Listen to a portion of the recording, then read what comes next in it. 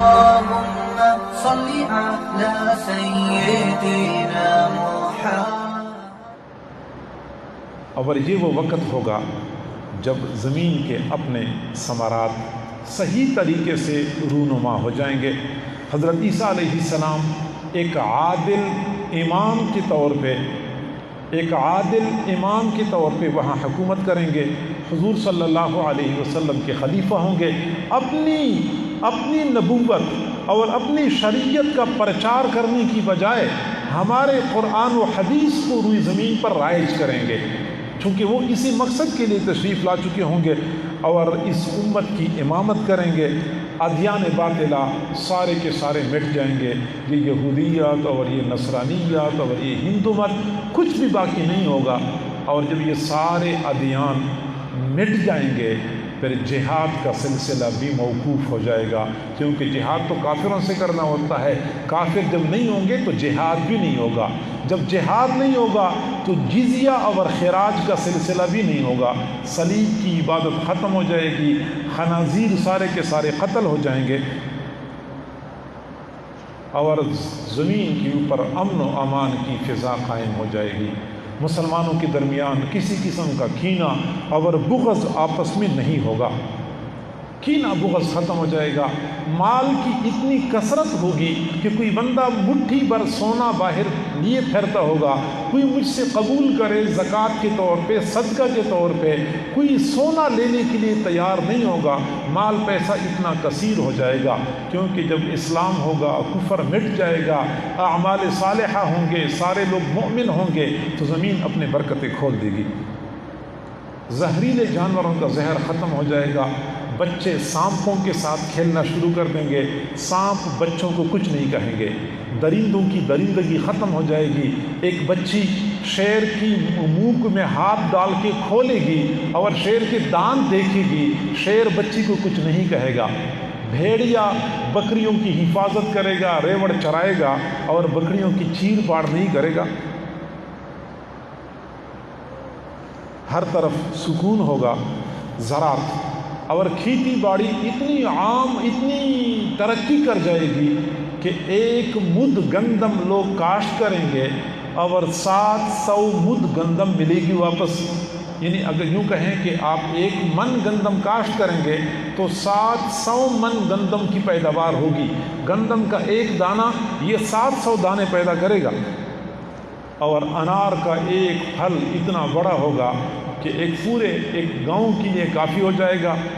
اور پھر انار کا چھلکا اتنا بڑا ہوگا کہ اس کو لوگ کھڑا کر دیں گے خیمے کے طور پہ، اور اس کے اندر لوگ رہنا شروع کر دیں گے۔ گائے اور جانوروں کا دودھ اتنا زیادہ ہو جائے گا کہ ایک گائے کا دودھ پورے قبیلے کے لیے کافی ہوگا، ایک بکری کا دودھ پورے خاندان کے لیے کافی ہوگا۔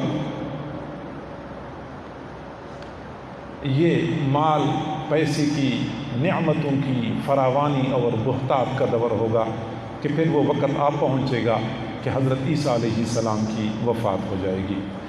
حضرت عیسیٰ علیہ السلام اس وقت زندہ ہیں، آسمانوں پہ ہیں، یہ ہمارا عقیدہ ہے، اور یہ عقیدہ قرآن پاک کی کئی آیتوں سے اور بالکل صحیح احادیث سے ثابت ہے، متواتر احادیث سے ثابت ہے۔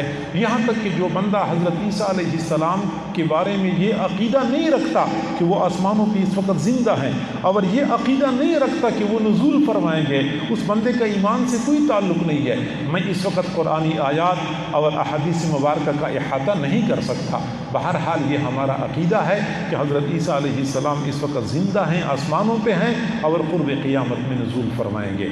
جس وقت حضرت مہدی علیہ الرضوان تشریف لائیں گے تو 7 سال جب ان کا ظہور ہوگا اور خلافت ہوگی، ان کی خلافت قائم ہونے کے 7 سال بعد دجال کا ظہور ہو جائے گا۔ پھر حضرت عیسیٰ علیہ السلام دجال کو قتل کر دیں گے۔ پھر حضرت مہدی حضرت عیسیٰ علیہ السلام کی معیت میں 2 سال گزاریں گے۔ حضرت مہدی کا انتقال ہو جائے گا بیت المقدس میں، اور حضرت عیسیٰ علیہ السلام خود ان کو دفن کریں گے، اور حضرت عیسیٰ علیہ السلام جب نزول فرمائیں گے تو کل 40 سال روئی زمین پر گزاریں گے۔ 40 سال کے بعد ان کی وفات ہوگی۔ جب ان کی یہاں تشریف آوری کی 20 سال گزر جائیں گے، پھر حضرت عیسیٰ علیہ السلام نکاح فرمائیں گے، نکاح کے بعد پھر ان کی اولاد ہوگی، نکاح بھی فرمائیں گے، اولاد بھی ہوگی، اولاد کے پیدا ہونے کے نکاح کے بعد 19 سال بعد حضرت عیسیٰ علیہ السلام کا انتقال ہو جائے گا۔ جب ان کا انتقال ہوگا تو اس وقت کے مسلمان اتفاق سے حضرت عیسیٰ علیہ السلام کو حضور صلی اللہ علیہ وسلم کے ہمراہ روضہ مبارک میں دفن فرمائیں گے۔ حضرت عیسیٰ علیہ السلام کے بعد پھر فتنوں کا ایک اور دور شروع ہو جائے گا کہ ایک تو روئی زمین پر 3 بڑے زلزلے آئیں گے، اس میں لوگ دھنس جائیں گے۔ ایک زلزلہ مشرق میں آئے گا، ایک زلزلہ مغرب میں آئے گا، اور ایک زلزلہ جزیرۃ العرب میں آئے گا۔ یہ 3 بڑے زلزلے ہوں گے، اور ایک دھواں نمودار ہوگا، وہ دھواں روئی زمین پر چھا جائے گا، ایسا چھا جائے گا کہ جہاں کہیں مسلمان ہوں گے ان کو تو یوں محسوس ہوگا جیسا کہ زکام ہو چکا ہے، اور جو کافر ہوں گے ان کے سروں پہ یوں اثر پڑ جائے گا جیسا کہ ان کے سر آگ میں بھون دیے گئے ہیں، ایسے سروں کے اوپر کیفیت بن جائے گی۔ اس دھوئیں کے بعد قرآن پاک میں اللہ نے فرمایا فَارْتَقِبْ يَوْمَ تَأْتِي السَّمَاءُ بِدُخَانٍ مُبِينٍ۔ پھر اس دھوئیں کے بعد مغرب کی جانب سے سورج طلوع ہو جائے گا، اور جب یہ سورج طلوع ہوگا یہ بہت بڑی نشانی ہوگی۔ جو ہی سورج طلوع ہوگا تو جتنے کافر ہوں گے روئی زمین پر وہ سارے کے سارے ایمان لائیں گے، لیکن اس وقت کسی کا ایمان بھی معتبر نہیں ہوگا، ایمان لانے کے لیے وقت ختم ہو چکا ہوگا۔ اور سورج طلوع ہونے کے بعد پھر دابۃ الارض کا ظہور ہوگا۔ دابۃ الارض ایک جانور ہے جو زمین سے نکلے گا اور لوگوں سے اس طرح باتیں کرے گا جس طرح کے انسان انسانوں کے ساتھ باتیں کرتے ہیں۔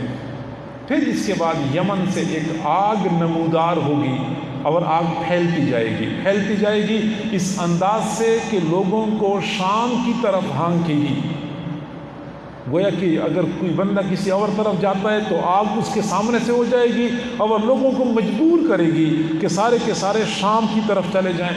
تو سارے مؤمنین شام میں جمع ہو جائیں گے۔ اچھا، مؤمنین شام میں جمع ہو گئے، پھر ایک خوشگوار ہوا زمین پہ چلے گی۔ اس خوشگوار ہوا کا اثر یہ ہوگا کہ جہاں کہیں مسلمان ہوں گے وہ انتہائی سہولت کے ساتھ، اطمینان کے ساتھ ان کی روح قبض ہوگی اور وہ فوت ہو جائیں گے، اور جو غیر مسلم ہوں گے وہ باقی رہیں گے۔ مسلمان قبض ہو جائیں گے، غیر مسلم باقی ہوں گے، اور یہ وہ دور ہوگا جس میں روئی زمین پر ایک بندہ مسلمان نہیں ہوگا۔ اور یہ جو حدیث میں آتا ہے کہ قیامت اشرار پر واقع ہوگی، دنیا کے اعلیٰ درجے کے شریر لوگوں پر قیامت واقع ہوگی، اور یہ وہ لوگ ہوں گے کہ وہ جانوروں کی طرح بدفعلی کرتے رہیں گے، جانوروں کی طرح زندگی گزاریں گے۔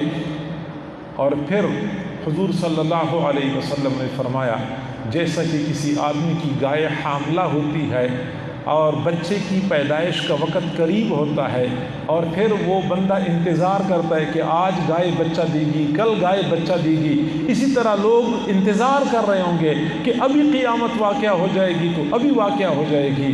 پھر حضرت اسرافیل علیہ السلام سور پھونکیں گے، اور اس سور کی شدت اتنی زیادہ ہوگی کہ زمین پہ زلزلہ برپا ہو جائے گا، اور ادھر سے سور میں شدت مزید بڑھتی جائے گی، ادھر سے زلزلہ بھی شدید ہوتا جائے گا۔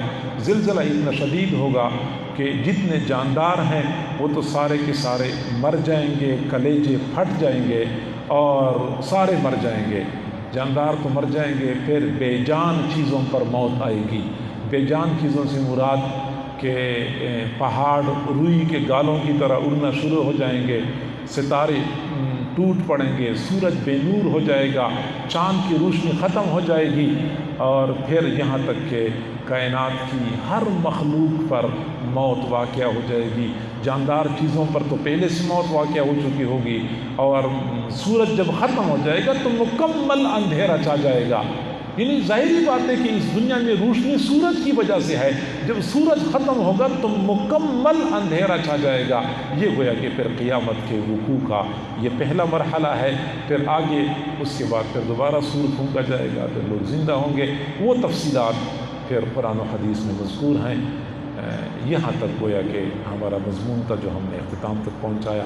اللہ تعالی ہم سب کو قرب قیامت کے جتنے فتنے ہیں سب سے مأمون و محفوظ فرمائے، اور خاص طور پہ دجال سے اور یاجوج ماجوج سے اور ان بڑے فتنوں سے ہماری ایمان کی حفاظت فرمائے۔